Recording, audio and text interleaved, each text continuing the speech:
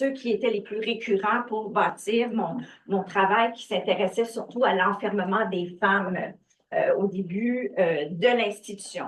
Une aventure dans les archives qui m'a quand même bien passionnée parce que pour le projet de doctorat, j'y suis retournée. J'ai élargi la période d'études, ce qui m'a permis de constater que ces dossiers médicaux, finalement, au fil du temps, devenaient un petit peu plus consistants, permettaient de trouver des informations avec des nouveaux formulaires qui s'ajoutent au fil des décennies, entre autres les observations des infirmières qui étaient pratiquement absentes au début de la période et qui vont s'ajouter avec cette réalité de la professionnalisation des infirmières, mais aussi l'institutionnalisation des soins.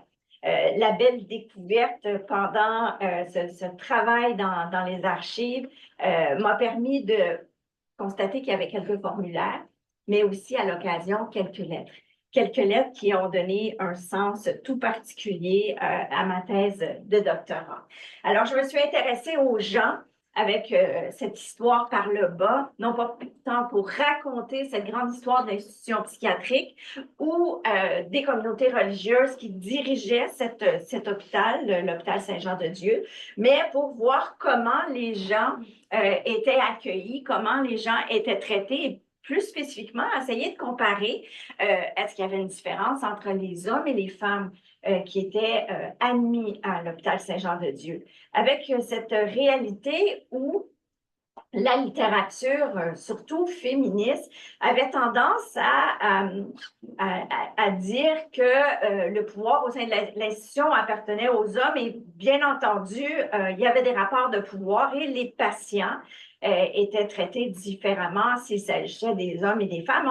On avait cette présomption que la maladie mentale, dans le fond, n'atteignait pas les femmes, que les femmes étaient internées à cause du curé, à cause du mari, à cause de leur père, qui voulaient s'en débarrasser. Alors, je tourne les coins ronds ici, j'en suis bien consciente, mais il y avait quand même cette réalité-là dans le discours populaire qui méritait énormément, bien que féministe, bien assumé. J'avais de la difficulté avec ce discours. Pourquoi? Parce que je travaillais pour gagner ma vie pendant mon doctorat et j'étais infirmière psychiatrique et je côtoyais ce qu'on pourrait dire à une certaine époque la folie tous les jours. Et mes patients étaient autant des hommes, des femmes ou des enfants, des garçons et des filles. Et je voulais comprendre, bon, ben, à une époque où on n'avait pas la même possibilité au niveau des traitements, au niveau de la pharmacopée, comment on pouvait s'occuper de ces gens-là. Alors, ces femmes que la littérature, on décrivait trop souvent comme étant marginales, marginalisées, des artistes bien souvent, ce que j'ai trouvé dans les rayons, dans les dossiers médicaux, c'était des femmes qui avaient un réel trouble de santé mentale que je ne voulais pas nier et de les intégrer, ces femmes-là, dans la grande histoire. Alors, j'ai publié Une toupie sur la tête. J'ai publié, après le doctorat avec André Sellard, j'ai publié avec Isabelle Perrault Récits inachevés, dans lesquels différents parcours sont présentés, mais entre autres celui de Bernadette. Bernadette, une femme qui a été hospitalisée, il me semble que c'est en 1908, et son dossier était composé de 37 formulaires et quelques lettres. Bernadette était mariée à Damas et Bernadette, finalement, après la naissance de son premier enfant, développe des troubles de santé mentale et elle sera internée. Une histoire qui peut paraître assez banale, peut-être commune. Mais moi, ce qui m'a intéressée dans ce dossier-là, Damas ne savait pas écrire.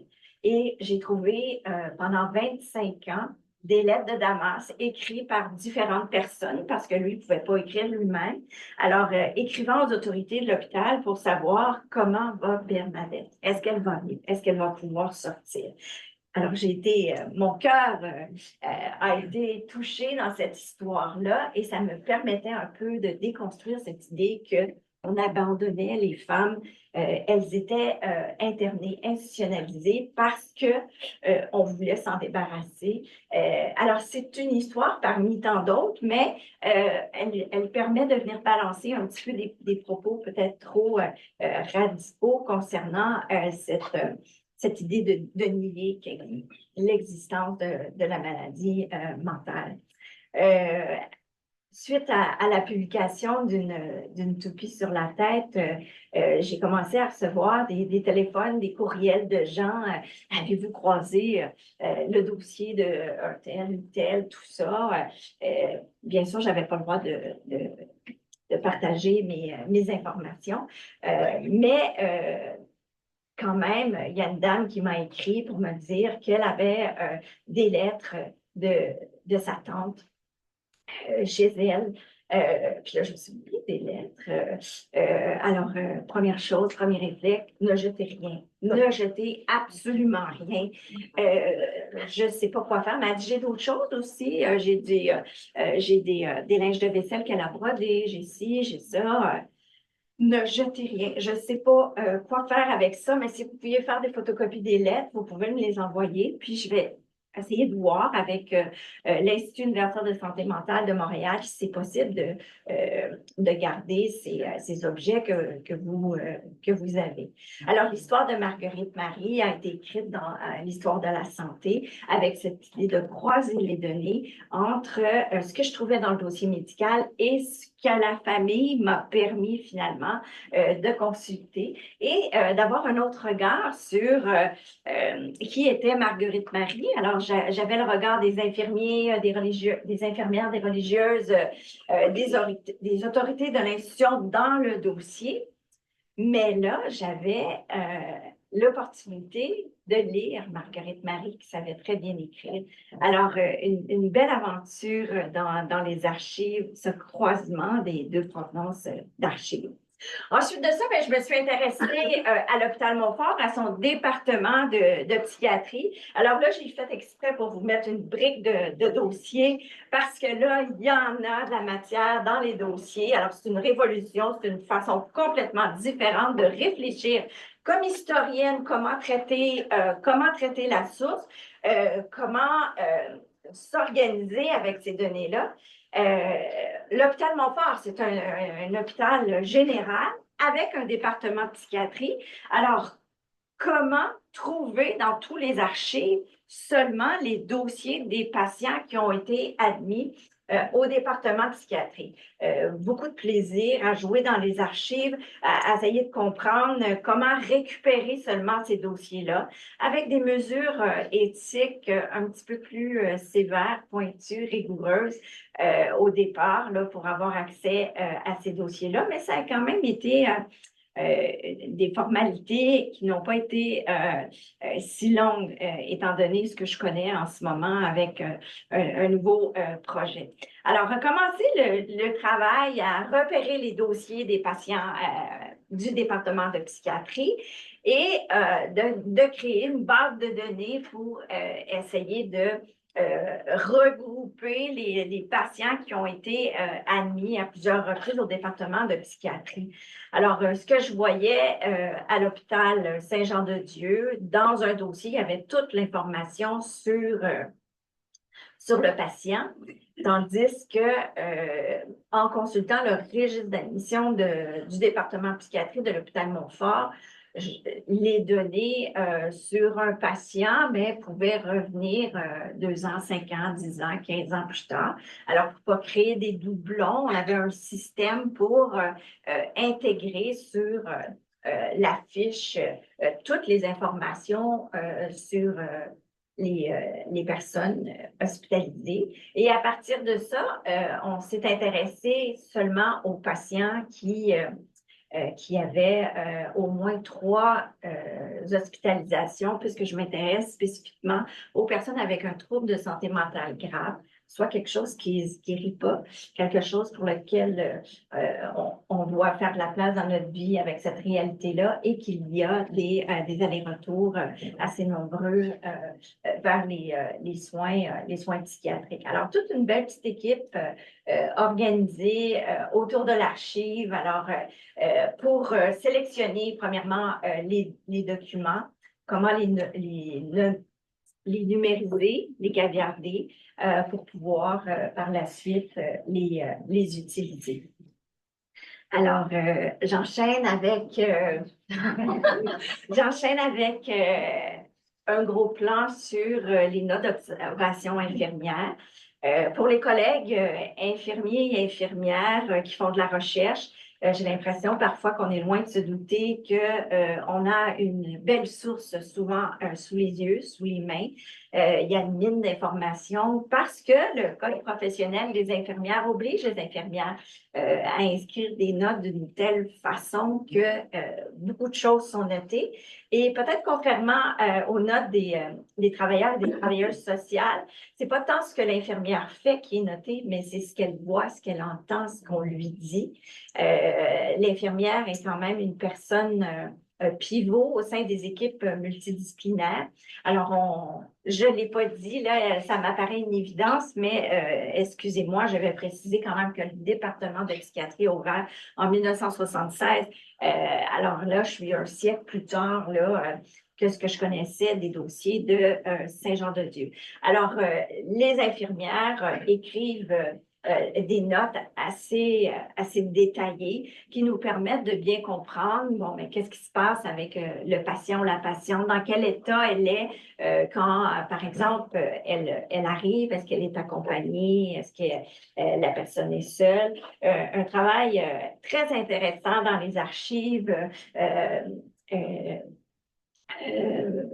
Voyons, Valentine Maya a fait une belle thèse de maîtrise sur ce sujet à partir des notes infirmières et une thèse de doctorat, celle de Sandra Harrison, qui nous a permis de découvrir qu'à quelque part, ces allers-retours avec le département de psychiatrie pour des courtes périodes d'hospitalisation, parce que la loi était ainsi dans ce grand mouvement, oui, de désinstitutionnalisation, mais aussi de reconnaître la maladie mentale comme une maladie, comme toutes les autres. Alors, on vient à l'hôpital se faire soigner et on retourne à la maison en prévoyant 3 semaines maximum d'hospitalisation. C'est ce qui explique en partie les allers-retours sur le département de psychiatrie.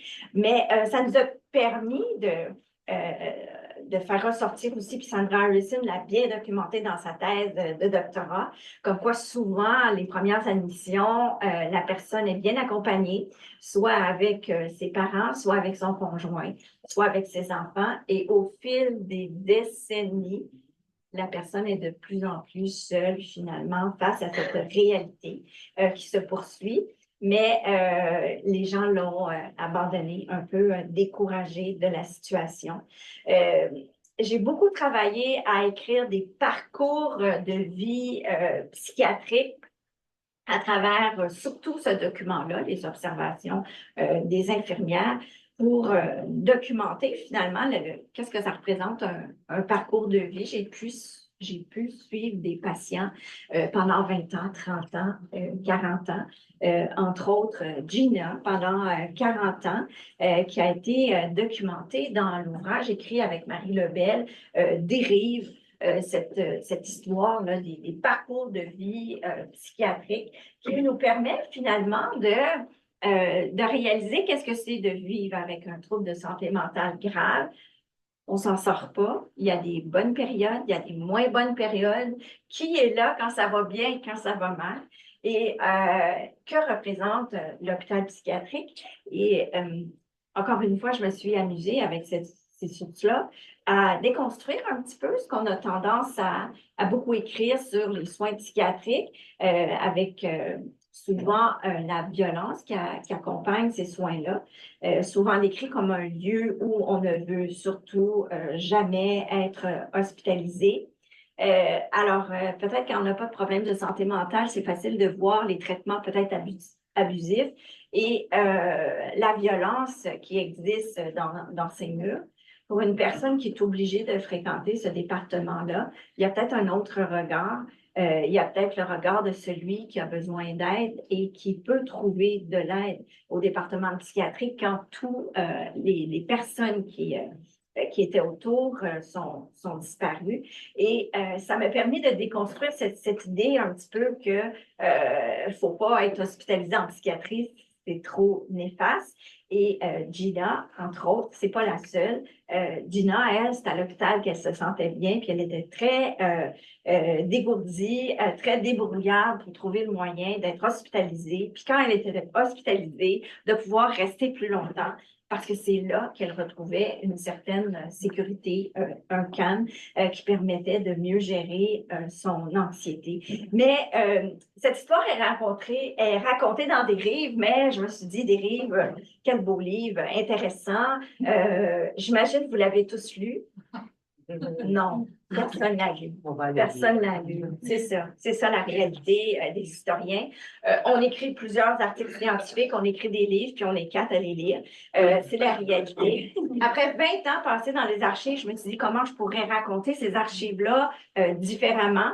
Et je me suis permise un peu de liberté dans des livres où je me suis dit, bon, ben, ça fait beaucoup, beaucoup de dossiers que je lis. J'ai consulté 10 000 dossiers à Saint-Jean-de-Dieu, 7 000 entrées à Montfort. J'ai une petite idée là, de quoi trouver là-dedans. J'ai une expérience comme infirmière aussi. J'ai développé cette capacité un peu à lire entre les lignes aussi. À force de lire les dossiers, il y a quand même des situations qui se répètent. Comme historienne, est-ce que je peux raconter ce que moi je vois entre les lignes? Entre les lignes, si je n'ai pas une note de bas de page, est-ce que je demeure une historienne rigoureuse? Alors, j'ai exploré ça avec des livres, puis je me suis dit, bon, ben, d'entrée de jeu, voici ma méthodologie. J'ai maquillé les données pour conserver l'anonymat. J'ai changé les dates, j'ai changé les lieux. Euh, j'ai été très subjective et je vous le dis dès le départ, pour mieux vous raconter des histoires qui vont retenir votre attention, des histoires qui vont capter votre attention. Euh, alors, pas grand monde l'a lu, comme vous le savez. Alors, je me suis dit, je vais fonctionner autrement. Qu'est-ce que je pourrais faire avec mes données pour intéresser les gens à ces histoires-là à mes yeux, si importante. Les troubles de santé mentale graves sont toujours présents dans notre société. Le financement de la santé mentale, c'est des enjeux importants pour lesquels les fonds sont toujours insuffisants. Et peut-être un peu par malheur, mais que ce soit en Ontario ou que ce soit au Québec, à chaque 4 ans, on change de gouvernement, puis chaque gouvernement a un petit peu son idée sur comment gérer les fonds en santé mentale. Et les fonds vont pas toujours au même endroit. Alors, quand on a un diagnostic de schizophrénie, qu'on l'apprend à 19 ans, comme l'histoire de Jimmy que j'ai documentée. Mais rendu à 66 ans, là, on ne sait pas trop qu'est-ce qui va devenir Jimmy parce qu'on n'a pas prévu de s'assurer tous les soins qu'il aurait besoin de sa première hospitalisation sur le département de psychiatrie jusqu'au nursing home où il va se retrouver un jour. Alors, je me suis dit, il faut en parler, il faut ouvrir sur cette réalité-là. Et comme historienne, ancienne infirmière, comment je pourrais aller chercher un lectorat difficile à rejoindre, peut-être écrire un roman. Mais je me suis dit, tiens, je vais me lancer dans une autre aventure. Je vais écrire un film. J'ai dit, les gens aiment ça. Puis là, Netflix va m'approcher sûrement pour que j'aille une série. Tout le monde va regarder Netflix. Alors, mon Dieu, c'est pas que je veux devenir riche en écrivant. Je veux juste que ces histoires soient racontées, ces histoires soient accessibles. Alors, pendant ma sabbatique, en 2021, je me suis inscrite. Je ne sais pas qu'est-ce que j'ai passé, mais en tout cas, j'ai fermé les yeux, je me suis lancée sans filet. J'ai soumis un dossier, le dossier d'écrire le film sur la vie de Gina. Je me suis inscrite à l'INIS. Et finalement, j'ai travaillé très fort mon dossier parce que je ne savais pas qu'est-ce qu'il fallait présenter trop. comme dossier. C'est pas le travail d'historienne qui ressortait, mais c'était celui de scénariste. Alors, je me suis mis à faire un peu le double emploi en étudiant comment écrire un dossier pour le présenter. J'avais mon histoire, j'avais mes archives, j'étais sûre de moi. J'ai envoyé mon dossier. J'ai été admise pour une entrevue de sélection, la dernière. J'ai été choisie. J'ai été très emballée de me lancer dans cette aventure-là. Alors, de 2021 à 2022, pendant 10 mois, je suis redevenue une étudiante. Vous pouvez voir, j'étais la plus vieille de ma classe, mais la plus petite. Et j'ai étudié comment écrire finalement mes histoires que je documente depuis, vous le savez, des décennies. Comment je peux faire ça autrement? Alors là, le travail a commencé avec une autre façon d'écrire. Même si j'écris depuis longtemps, je devais un petit peu revoir cette façon de faire, une façon de structurer différemment le texte. Alors souvent, on écrit un texte avec trois parties, développement, trois arguments pour démontrer la problématique, la question de recherche. Mais là, il fallait que je le fasse en trois actes, avec des retournements, avec des événements qui arrivent, des points de non-retour, des événements qui viennent changer la donne complètement. Alors, comment rythmer autrement le récit, bien établir cette structure-là avant d'oser écrire des dialogues. Et ça, c'est au centre, la photo, c'est une photo une espèce de plan de ligne du temps de la vie de Gina, qui, vous voyez, est assez quand même complexe pendant 40 ans. Et quoi, faire ressortir au cinéma, grand écran, des moments importants, des tournants dans la vie de Gina. Alors, forte avec mes archives, je me suis dit, oui, il n'y a pas de problème, je vais écrire ça. Et là, ce que mes professeurs m'ont dit, Marie-Claude, lâche tes archives. Comment ça, lâche tes archives? Invente, sois novatrice, tu sais, laisse-toi aller. Tu connais le milieu, tu connais ci, tu connais ça. Je dis oui, oui, oui. Moi, je ne voulais pas rien laisser aller. C'est l'histoire de Gina que je vais raconter, son histoire à elle. J'aime ça dans mes articles scientifiques, raconter ce qu'il y a entre les lignes. Mais là, les lignes, je voulais les avoir dans mon film. Finalement, j'ai négocié avec les professeurs. On en est venu à bien se comprendre et j'ai réussi à raconter autrement une Gina qui pouvait être intéressante, charmante, faire véhiculer beaucoup d'émotions sur sa vie pendant 40 ans au cinéma. Cette expérience m'a beaucoup plu, m'a fait du bien comme historienne, mais aussi m'a permis de voir une possibilité de nouveaux métiers. Je me suis dit, peut-être le temps de la retraite s'en vient, je dois penser autrement mon métier d'historienne, puis me lancer dans une nouvelle carrière. Avoir mes collègues de ma cohorte, je me rends compte que c'est un métier assez difficile. C'est difficile d'avoir des fonds pour travailler nos scénarios. Alors, je dis, je suis peut-être mieux de rester à l'université une couple d'années encore. Et je me suis dit, c'était tellement fantastique. Je veux continuer, je veux partager ce travail-là avec des collègues. Alors, pendant que j'étais à l'INIS et que je travaillais le scénario, les dialogues pour mon film sur Gina. J'ai écrit une demande de subvention avec des collègues, des collaborateurs très, très proches et on a soumis au CRSH le projet Script. Alors, comme Michel l'a dit au tout début, scénario de récit individuel de parcours psychiatrique transinstitutionnel. Un petit clin d'œil à mon amie Marie Lebel qui dit faut que tu dises c'est quoi Script, Script 2P. Ils vont penser que tu fais des fautes. Sois concentré un peu. Script, c'est quoi? Alors, c'est écrit, Michel l'a dit, je vous l'ai répété. On a parti un beau projet de recherche-création pour écrire autrement des histoires sur les gens qui ont des défis en santé mentale. Alors, l'équipe était composée de Émilie Landry Lajoie, qui faisait son doctorat en études cinématographiques, qui était la leader de notre groupe. Elle a dirigé pendant 2 ans des ateliers d'écriture. Alors moi, je savais un peu comment écrire à cause de mon année passée à l'INIS, mais mes collègues étaient à la case départ. Alors on s'est rencontrés pendant 2 ans, une fois par mois, pour développer des histoires, mais développer également des habiletés au niveau de l'écriture. Marie Lebel de l'Université de Hearst, Alexandre Klein, un collègue là qui est à l'unité de recherche de l'histoire du nursing. Alors, les historiens, alors Barry Lebel et Alexandre, historien, tout comme moi, et les collègues Marie-Claude Jacques et Sandra Harrison, des infirmières, et tout ça piloté avec Isabelle Reynaud, professeure à l'Université de Montréal en études cinématographiques, qui était la directrice de thèse de Émilie, qui supervisait un petit peu nos travaux. Et on a intégré à notre équipe 2 étudiantes en sciences infirmières, Rebecca Desnoyers et Rachel Cameron, qui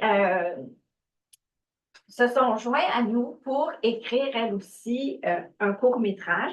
Alors, pour faire partie de cette belle équipe, il s'agissait d'avoir une base de données sur une réalité en lien avec la santé mentale. Et cette base de données-là nous permettait d'aller la revisiter pour en tirer un récit avec lequel on avait le défi d'écrire un court-métrage.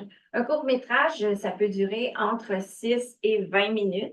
Alors, on a commencé à écrire en pensant qu'on était pour avoir un 20 minutes. Quand on a vu que ça coûtait 5 000 pour produire 1 minute de film, on a dit on va diminuer un peu à 12. Puis là, on est quasiment rendu, il faudrait réduire à 6 minutes. Mais c'est une autre aventure qui nous a permis finalement chacun, alors nous sommes 8 au sein de l'équipe, à partir de nos bases de données, on est allé chercher de l'information pour écrire une histoire. Nos 2 étudiantes en sciences infirmières n'ont pas de base de données, mais leur projet était leur projet de maîtrise où Rebecca travaille au département de psychiatrie de l'hôpital Montfort. Alors, elle faisait de l'observation. Alors, c'était sa base de données, tandis que Rachel travaillait à l'urgence et pouvait documenter. Bien sûr, pour les années les plus récentes, comment ils accueillent les gens qui viennent pour un problème de santé mentale. Ce beau défi était d'écrire l'histoire de la santé mentale sur 100 ans. Alors moi, je commence l'histoire en 1921 et finalement, Émilie la termine en 2000, aujourd'hui, en 2025. Alors, je vous ai parlé de Marguerite Marie un peu plus tôt. Alors, mon court-métrage à moi, c'est La tête en dehors. C'est l'histoire de Marguerite Marie pour laquelle j'ai pu croiser les données entre les données remises, les archives remises par les membres de la famille et ce que j'ai trouvé dans son dossier médical, mais également tout ce que je sais sur Saint-Jean-de-Dieu comme lieu. Ça m'a permis aussi de pouvoir raconter un petit peu la communauté religieuse, les Sœurs de la Providence, qui sont à la tête de cette institution-là pendant plusieurs décennies. Elles sont les fondatrices, elles sont les propriétaires, elles sont les gestionnaires jusque dans les années 60, mais je n'ouvrirai pas ce grand débat-là aujourd'hui. Alors, comment présenter dans un court-métrage une espèce de relation entre Marguerite Marie, qui n'a pas été abandonnée par sa famille, qui s'est retrouvée là, malheureusement, à 12 ans parce qu'elle était épileptique. À l'époque, être épileptique, ça fait partie des raisons pour lesquelles on pouvait être hospitalisé. Marguerite Marie a une famille dont le père est décédé. La famille se retrouve seule, la mère avec 4 enfants, 5 enfants, excusez. Puis, finalement, ne peut pas s'occuper de Marguerite Marie, comme on dit à l'époque, qui tombe, qui fait des crises d'épilepsie. C'est une époque où on est très religieux. Il y avait des religieuses dans la famille de Marguerite Marie. Je pense que sa mère a fait le choix d'aller reconduire Marguerite-Marie à l'hôpital Saint-Jean-de-Dieu en pensant que c'était ce qu'il y avait de mieux pour elle. Marguerite-Marie ne vous dirait pas que c'était une bonne idée. Mais tout ça, un peu avec sarcasme, parce que je la connais un petit peu pour l'avoir lu, j'ai pu raconter ça dans ce court-métrage qui m'a tenu en haleine pendant 2 ans. Et voici la famille de Marguerite-Marie. Alors, plusieurs de ses sœurs ont une boucle dans les cheveux, mais celle de Marguerite-Marie, c'est pratiquement impossible de voir les contours de sa boucle, de son ruban dans ses cheveux, parce que j'imagine qu'ils ont dû avoir beaucoup de difficultés à prendre cette photographie-là parce que Marguerite-Marie devait bouger tout le temps, devait tourner la tête, devait parler. À partir de ces photographies que j'ai, à partir de ces lettres, j'ai pu essayer de rendre au mieux la personnalité de Marguerite-Marie, qui rentre enfant à Saint-Jean-de-Dieu, mais qui va devenir une femme dans ses murs. Et c'est l'histoire finalement de cet enfant qui devient une femme que j'essayais de raconter en disant un petit peu ce que c'est l'institution, pourquoi elle s'est retrouvée là.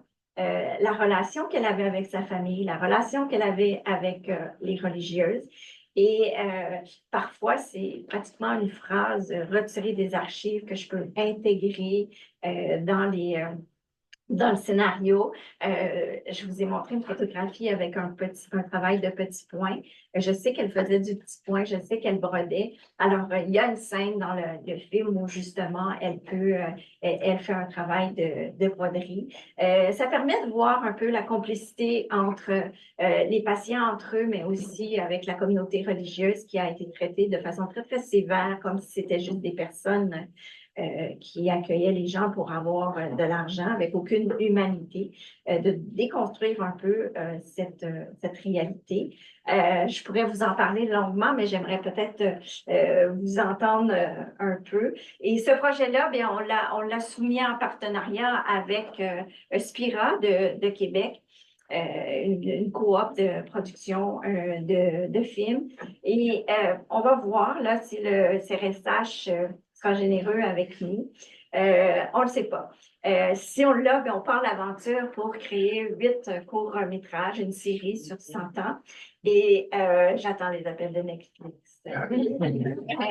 Non, pas peu de chance. On a soumis aux presses de l'Université d'Ottawa un recueil. Au lieu de faire un recueil de poèmes, on s'est dit on va faire un recueil de scénarios. On va mettre nos scénarios sous une couverture, puis on va les faire circuler. Quelqu'un va les lire, quelqu'un qui cherche des idées pour produire des films, je ne sais pas, mais on tente de faire tout ce qu'on peut. Alors, cet ouvrage qui s'appelle La vie, c'est comme une bicyclette. Il faut avancer pour ne pas perdre l'équilibre. Une citation de Einstein. Je vous laisse me poser peut-être des questions. Je serais ravie de vous entendre.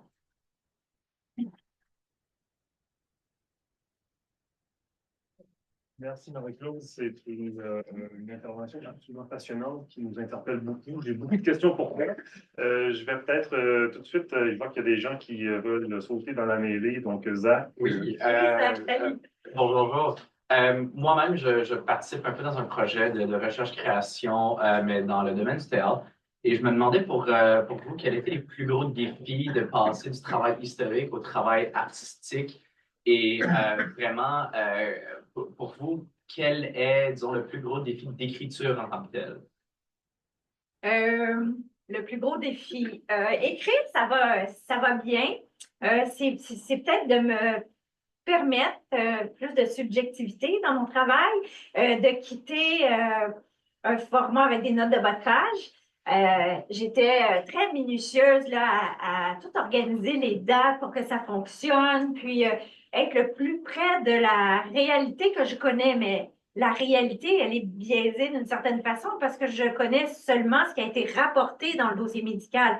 En dehors du dossier médical, j'ai quelques informations parce que le mari vient se plaindre ou le mari vient annoncer une bonne nouvelle. Puis là, l'infirmière l'a écrit dans le dossier, alors je le sais. J'ai quelques informations sur la vie familiale. Mais écrire un article scientifique en en 3 sections du développement pour l'argumentaire. Là, il faut qu'il y ait une espèce de montée là, pour avoir un intérêt, puis avoir le climax, qu'il se passe quelque chose. Puis ma plus grande difficulté, puis je pense que les profs à l'UNIS s'arrachaient un peu les cheveux avec moi. Premièrement, l'âge des archives, alors qu'ils disaient à mes collègues, vous devez faire de la recherche, vous devez documenter votre sujet pour pouvoir en parler. Moi, je l'avais trop documenté apparemment, mais c'est de dire, bon, mais habituellement, quand tu écris que ce soit une série, un film, le personnage principal, il y a toujours une évolution. Qu'à la fin, au climax, le personnage principal, le protagoniste, il a vécu une certaine évolution, une transformation. Puis moi, ben, je m'obstinais. Je suis un peu obstineuse dans la vie, mais il n'y en a pas de transformation. Gina, elle ne changera pas. Ça fait 40 ans qu'elle est comme ça. Elle ne changera pas. Mais là, ça ne marche pas dans J'ai dit un jour dans la recette pour écrire un film, j'ai insulté quelqu'un. Je vous le dis parce que ça me fait encore de la peine d'avoir dit la recette, mais dans ma tête, pour comprendre comment on fait, elle ne changera pas, Gina. Ils m'ont dit, mais tu pourrais peut-être travailler davantage le personnage de Roselyne, qui est la travailleuse sociale. J'ai dit non, je ne suis pas venue à l'UNIS pour raconter Roselyne. Je suis venue raconter l'histoire de Gina. Oui, mais Roselyne est intéressante, elle évolue, elle se transforme, tout ça. Alors ça, c'était un gros défi d'essayer de maintenir cette idée que le personnage, il vit des transformations autour de lui, mais lui-même, à cause de son problème de santé mentale, ne change pas tant que ça, à part de vieillir, parce que moi, je la suis pendant 40 ans. Mais est-ce que j'ai bien fait de m'obstiner? Netflix ne m'a pas encore appris. Alors, je ne sais pas. Mais le défi de cette transformation du personnage, puis moi, c'était la récurrence qui m'intéressait. Elle revient à l'hôpital. Elle veut rester à l'hôpital. Elle ne veut pas sortir de l'hôpital. Alors, mais ils m'ont dit, Marc-Claude, on a compris. Arrête de le répéter dans ton film. OK. Alors, il y a des petites choses comme ça, là, mais cette transformation-là, c'était ce qu'il y avait de difficile. J'invite aussi les gens en ligne à nous poser leurs questions dans le chat, s'il vous plaît. Est-ce qu'il y a d'autres questions, commentaires? Moi, j'en ai peut-être une, sinon, sur ce que tu nous as présenté, je pense, et si je me trompe, tu me le diras, mais sur les limites de l'écriture historique, est-ce que tu peux parler en termes de limites? Et si c'est le cas, c'est évidemment, en tant qu'historien, ça m'interpelle beaucoup. Je n'ai pas encore fait de scénario. Je pense que Steven Spielberg non plus frappe à ma porte prochainement. Mais est-ce que cette méthode-là, est-ce qu'on peut parler d'une méthode? Est-ce qu'il s'agit de vulgariser la connaissance historique autrement, ou est-ce que ça te permet carrément de dire autre chose que le cadre de l'écriture universitaire classique ne te permet pas d'exprimer? Oui, il y a une certaine liberté, bien entendu, mais puisque je suis fondamentalement historienne, je ne déroge pas de ma rigueur par rapport à documenter une histoire. Pour raconter une histoire comme historienne, il y a beaucoup de trous, si tu veux. Il y a plein de choses que je ne sais pas avec certitude ce qui s'est passé. Mais puisque j'ai lu 10 000 dossiers, je peux bien imaginer que ça s'est probablement passé de telle façon. Alors, en prenant des informations dans un dossier, dans un autre, j'arrive à construire une réalité fictive très proche de ce qui est la réalité, par exemple, en institution psychiatrique. Alors, dans le cadre de mon écriture comme historienne, alors je vais avoir une note de bas de page pour dire où j'ai pris exactement la citation, qui l'a dit, à quel moment. Mais dans cette écriture-là, finalement, si je sais sur le département de psychiatrie de l'hôpital Montfort qu'il y a une cuisinette, puis dans la cuisinette, il s'est passé un événement. Alors, dans le dossier de Gina, je connais pas ce lieu-là, mais parce que je l'ai fréquenté en lisant d'autres dossiers, je peux ajouter cet événement-là dans mon film, qui fait pas partie de l'histoire de Gina, mais qui fait partie de la plus grande histoire de, OK, cette réalité des contacts entre les patients, les patientes et les soignants sur le département de psychiatrie. Je déroge un peu, mais raconter, finalement, ça nous permet d'ajouter des informations qui sont vraies, mais qui ne sont peut-être pas arrivées à cette personne. Donc, si on allait y réfléchir peut-être en termes un peu épistémologiques, c'est moins une quête de vérité que de vraisemblance. Est-ce qu'on pourrait le formuler de cette manière-là? Ou... Une quête de vraisemblance. Alors, si je recule là, dans mon parcours, je vous ai dit que je faisais l'histoire sociale au tout début. Je voulais faire cette histoire de l'enfermement où les hommes et les femmes se retrouvaient dans une institution psychiatrique. Alors, je faisais cette espèce de grande histoire sociale qui me permettait pas d'avancer des informations sur chacun des patients, des patientes ou des hospitalières, par exemple.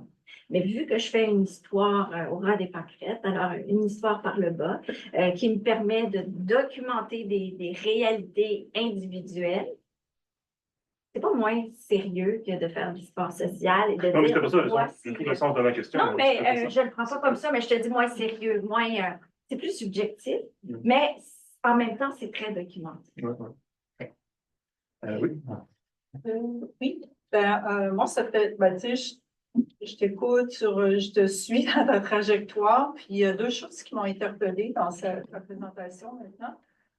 Premièrement, au début de ta quête, tu as dit qu'il y avait les féministes qui avaient un point de vue qui semblait être radical de dire que les femmes avaient été pas emprisonnées, mais quasiment retirées pour d'autres raisons que des problèmes sentimentaux. Mais toi, tu as dit, je vais regarder ça, tu vois un doute, tu ne veux pas rentrer dans une des positions, là, pour ou contre, puis tu veux documenter ça. Puis là, à la fin, je trouve ça super intéressant quand tu disais que finalement, le personnage ou la personne, sa vie, elle est calme. Là, tu disais, c'est comme si, en tout cas, c'est le scénario, mais là, je pouvais l'imaginer, c'est que c'est vrai que si tu dis, ah, la personne, finalement, ça change pas, tu sais, puis à la fin du film, tu dis, ouais, qu'est-ce qui arrive? Mais là, le monde autour d'elle change. Je trouve ça super intéressant, puis probablement qu'en histoire, juste à suivre, tu pouvais pas faire ce mouvement-là qui met ta personne en évidence, puis en montrant l'importance du suivi qu'elle a eu, puis finalement de sa stabilité. Je sais pas si Oui, qu'on peut développer. Alors, peut-être pour les gens qui sont sur Zoom, là, Hélène Laperrière qui parle, elle dit ton personnage ne change pas. Moi, je reprendrais ça, puis je dis il ne change pas, mais il est comme ça tout le temps. Alors, c'est pas un long fleuve tranquille. Loin de là, il arrive plein de choses, mais la personne, sa maladie, prend le dessus sur ses émotions, son vécu, atteint beaucoup les personnes qui l'entourent. Alors, à partir de là, comme personnage, je ne ferai pas une histoire avec quelqu'un qui est guéri. C'est surtout pas ça que je veux dire. L'idée d'étudier pendant si longtemps les troubles de santé mentale graves, c'est pour dire que c'est une condition qui peut s'améliorer, mais qui a des rechutes, que c'est difficile, puis qu'il faut s'occuper de ces gens-là, pas seulement lors de la première hospitalisation, mais pendant les 40 ans qu'ils ont, eux, à vivre avec cet état, cette réalité qui est la leur. En ligne, peut-être, oui. Oui. Donc, en ligne, on a un commentaire de Marie Lebel. L'écriture scénaristique est autre. Elle nous force à moins de détails, mais ce n'est pas de la vulgarisation. C'est une mise en récit aussi rigoureuse et vraie, mais qui raconte sur un autre ton, plus illustré, qui invite à la poésie, à l'image, la musique, au tactile. On touche le réel, comme dit Farge. Merci, merci Marie, bien dit. Alors oui, peut-être que j'ai pas répondu à ce segment-là de la question de Michel, mais c'est pas tant pour vulgariser que de diffuser plus largement, diffuser autrement, plutôt que juste raconter plus simplement. C'est pas plus simple. Ce que j'entends par vulgarisation, c'est le fait de vouloir atteindre un autre public OK, que les oui. spécialistes. Simplement, Oui. c'est pas pour réduire la qualité, mais en même temps, on s'exprime autrement quand on s'adresse pas aux 3-4 spécialistes qui sont aussi obsédés que nous par nos propres Exact. marottes, là. Exact. Mais même si j'écris un scénario, ben c'est Marie-Claude qui écrit le scénario, c'est l'historienne. Ouais. C'est Non, mais l'ingrédient.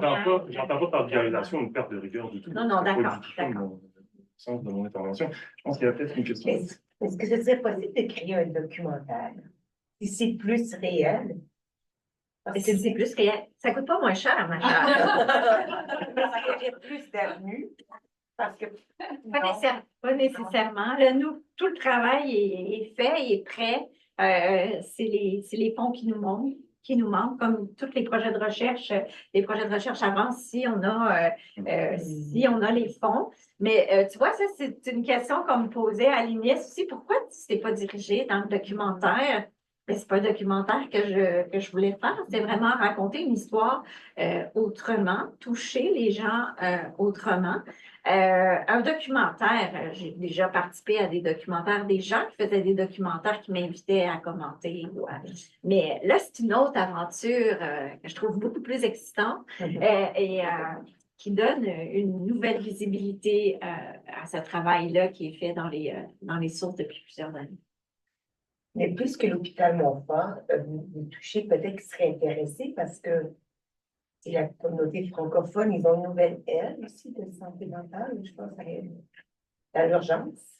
Je peux bien leur proposer le projet. Tu sais, je pense à Netflix, là, mais il y a Radio-Canada, il y a d'autres choses, là. Mais c'est un peu pour vous faire sourire également. Mais comme ma cohorte avec qui j'ai étudié, ils sont devant le même problème, où trouver les fonds pour réaliser le film ou la série qu'on a écrit. Oui. On a Marie Lebel qui ajoute un petit commentaire. Mais par le récit scénarisé, on protège l'anonymat. Oui, il y a ça aussi. Oui, c'est vrai. Où on peut maquiller, où on a maquillé les dates également, parce que j'ai fait une conférence à Lyon, puis il y avait un médecin dans la salle, puis je parlais d'un parcours psychiatrique là, d'une femme qui avait été hospitalisée à Montfort. Puis lui, il n'en revenait pas que je donnais la date d'admission, que je donnais des informations très privées. Puis moi, je me disais, ben non, mais c'est pratiquement impossible de retrouver la personne. Le nom est caviardé, les numéros de dossier ne sont pas utilisés. Puis là, tu sais, il m'a un peu tombé dessus en disant, ben oui, mais c'est trop facile de voir une femme de 35 ans qui a été hospitalisée le 28 octobre 79. Là, je le regarde, puis il voulait prendre la parole, il voulait prendre le micro, je lui ai laissé. Après, je suis allée parler avec, puis j'ai dit, dans le fond, c'est vrai, on devrait faire encore plus attention et à partir de cette discussion animée, je vais dire, j'ai pris un pas de recul et avant de publier Dérive, avec Marie, on s'est entendu là, qu'on faisait super attention aux lieux, aux dates. C'est des petits milieux, hein, comme la francophonie, les franco-ontariens, le seul hôpital avec un département psychiatrique francophone dans le coin. Les gens peuvent se connaître. Alors, j'ai inventé une formule mathématique que je ne dis à personne, mais les dates ont toutes été modifiées en fonction d'une règle. J'ai appliqué la même règle pour tous les dossiers consultés dans Dérive. Puis, à partir de ce moment-là, j'ai aussi fait exprès, ce que je pensais pas faire au départ, mais l'histoire de Jimmy dans un autre ouvrage est devenue l'histoire de Jean, dans un autre ouvrage est devenue l'histoire de Victor, peu importe, pour mêler les cartes, pour être sûr. Moi, je sais exactement de qui il est question, mais je mélange. Puis je mélange les formules mathématiques pour m'assurer là, qu'on ne peut pas retrouver qui est la personne. Oui, allez. Une autre question en ligne de Bianca Nugent. Donc, sur le plan éthique, quel conseil donneriez-vous à la relève d'un domaine transversal, travail social, qui s'intéresse à accéder au dossier des personnes psychiatrisées ayant des identités intersectionnelles comme l'autisme? Le début de la question, comment Sur faire le pour avoir plan accès? éthique, oui, quel conseil donneriez-vous à la relève qui s'intéresse à accéder au dossier de personnes psychiatrisées? Bien là, je dirais, attache ta tuque. Faut commencer tôt. Moi, j'ai des étudiants qui ont travaillé là, sur des dossiers parce que j'avais demandé l'accès bien avant qu'ils commencent leurs études. J'ai un nouveau projet sur l'histoire du Mont-Providence, l'Institut médico-pédagogique du Mont-Providence, aujourd'hui l'hôpital Rivière-des-Prairies, un institut qui était à Saint-Jean-de-Dieu qui a été transféré dans ces nouveaux locaux-là. Je vais aller le 20 février dans les archives. C'est un retour pour moi, mais c'est la première fois dans le cadre de ce travail-là. Mais ça fait 2 ans et demi que je remplis des formulaires, que j'écris des lettres, que je rencontre des gens. Puis maintenant, tout est informatisé. Alors, les formulaires sont pas simples. J'ai peut-être été malchanceuse, mais au mois de juillet dernier, le CIUS a établi qu'il fallait faire un nouveau formulaire. Alors, mon dossier est comme une descente en bas d'échelle. J'ai recommencé parce qu'il fallait utiliser le nouveau formulaire. Alors, c'est 2 ans et demi. Alors, dans le cadre de maîtrise, ça peut être assez compliqué, à moins de dire, mais je vais consacrer 5 ans là-dessus. Je dirais peut-être que c'est mieux d'aller vers d'autres sources, s'il y en existe. Il y a moyen d'écrire cette histoire-là avec un autre regard que celui que moi j'ai développé dans les dossiers médicaux. Mais c'est très compliqué. Puis, on doit négocier finalement avec des personnes qui savent pas sur quoi on travaille parce que tous les formulaires dans les hôpitaux sont basés sur cette idée que est-ce que vous allez avoir besoin des ressources, des effectifs sur le département? Est-ce que vous allez interroger les gens? Est-ce que vous allez parler avec les patients? Non, je veux pas voir personne, je veux juste le dossier qui est une archive. Mais les formulaires sont les mêmes. Alors, c'est une équipe à l'hôpital Rosemont qui gère ce bureau-là, puis qui ne sait pas où sont les archives dans l'ancien Saint-Jean-de-Dieu. Puis la semaine dernière, je parlais à quelqu'un, puis elle me disait, mais là, les dossiers, ça ne sera pas possible de faire telle chose. Puis je dis, j'ai dit, c'est parce que je faisais attention, là, je vais être super polie, puis je vais faire ce que vous allez me dire, mais j'ai dit, c'est parce que je le sais, sont où, puis sont classés comment, puis j'ai dit, ils sont classés par date d'admission. Ah oui, c'est vrai, vous avez raison. OK, fait que là, on a gagné du temps parce que là, on ne voyait pas comment faire pour répondre à une de mes demandes. Alors, il faut faire super attention, puis c'est là. Ça fait partie des dossiers avec du contenu sensible, comme on a parlé il y a 2 semaines avec les jeunes universitaires francophones. Il y a Marie Lebel qui rajoute. Marie, c'est assez, c'est ma conférence. Elle dit, dans mon cas, avant d'avoir accès aux archives, j'ai mené des dizaines d'entretiens. Là encore, il faut une approbation éthique, mais c'est moins long. Ensuite, on peut avoir accès aux archives parce que les gens rencontrés peuvent nous aider à mieux cibler la demande. Oui. Mon projet de doctorat, moi, c'était de travailler dans les archives des Sœurs de la Providence, puis de faire un croisement avec ce que je trouvais dans les dossiers médicaux. J'ai eu rapidement accès aux dossiers médicaux, comme je vous l'ai raconté, mais les Sœurs de la Providence, c'était impossible. C'était à une époque où les enfants du Duplessis manifestaient pour qu'on reconnaisse les situations très difficiles qu'ils ont vécues. Puis, au banc des accusés, c'était les Sœurs de la Providence. Alors, elles étaient très, très frileuses à ouvrir leurs archives, à accueillir des historiens, des historiennes, des journalistes pour révéler un peu de leur histoire. Finalement, j'ai trouvé des lettres dans les dossiers qui m'ont permis de réaliser ma thèse de doctorat. Et 10 ans plus tard, j'ai finalement eu accès aux archives des Sœurs de la Providence que j'utilise encore aujourd'hui. Alors, peut-être pour la personne juste être patient. Peut-être me réserver la dernière question très rapidement. Avec plaisir. Je suis un grand admirateur de David Lynch. Vous regrettez David Lynch, donc, qu'on a perdu il n'y a pas très très longtemps, et j'ai vu Réalisme magique dans ton scénario. Donc, est-ce qu'on peut savoir quelle sera la part de réalisme magique parce que c'est en primaire, c'est la primaire. C'est fantastique que tu me le demandes. Alors, Marguerite Marie a la tête en dehors, alors elle lit le journal pour savoir qu'est-ce qui se passe à l'extérieur de l'institution. Elle écrit des lettres avec les membres de sa famille, avec ses sœurs. Elle fait tout ce qu'elle peut finalement pour pas être dans l'institution, mais physiquement, elle est dans l'institution. Et il y a des petites scènes dans lesquelles elle sort de l'institution.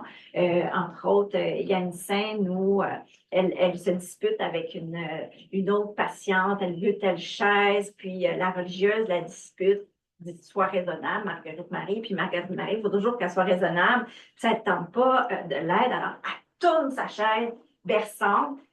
On voit souvent des chaises berçantes là, dans les institutions psychiatriques. Puis, elle regarde par la fenêtre, il y a un arbre.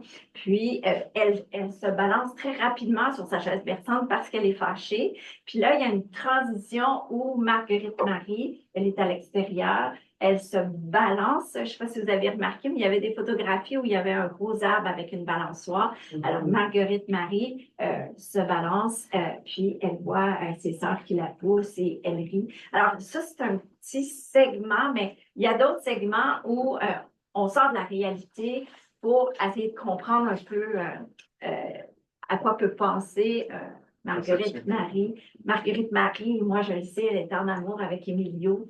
Alors, elle n'a pas accès à Emilio, mais Emilio va devenir maire de son village. Alors, par les journaux, elle va suivre la vie d'Emilio.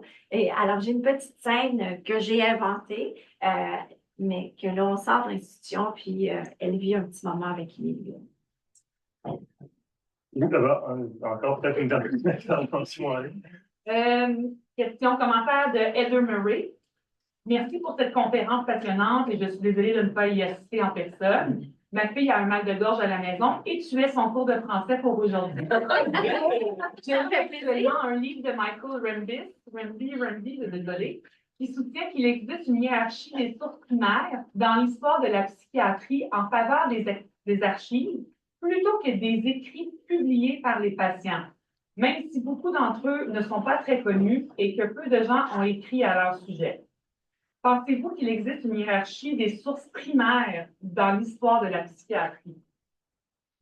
Bien là, c'est difficile comme question.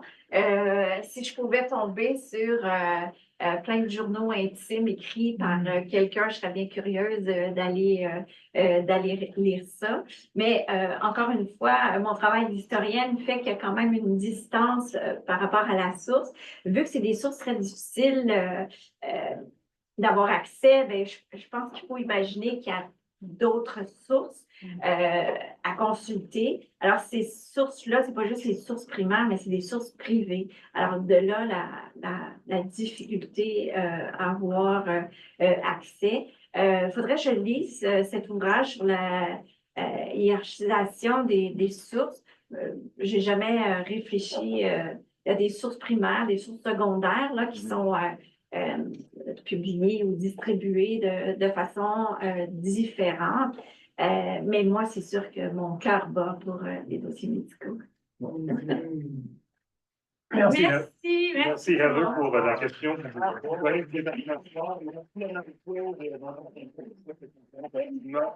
Passionnante pour ton temps, pour le vôtre également.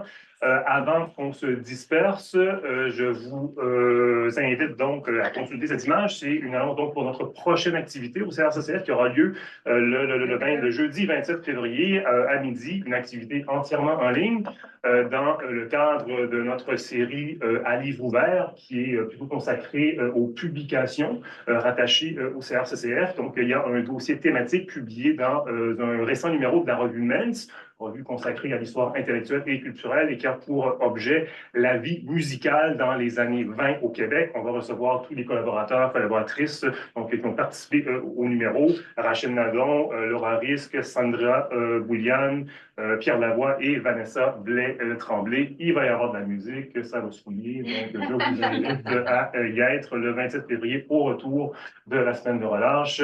Servez-vous, si ce n'est pas encore fait, vous pouvez traîner tant que vous voudrez donc au CRCCF. Vous êtes ici chez vous. Donc, encore une fois, merci Marie-Claude. Merci à vous tous. En ligne également. Donc, on se revoit très bientôt. Bonne fin de journée. Merci.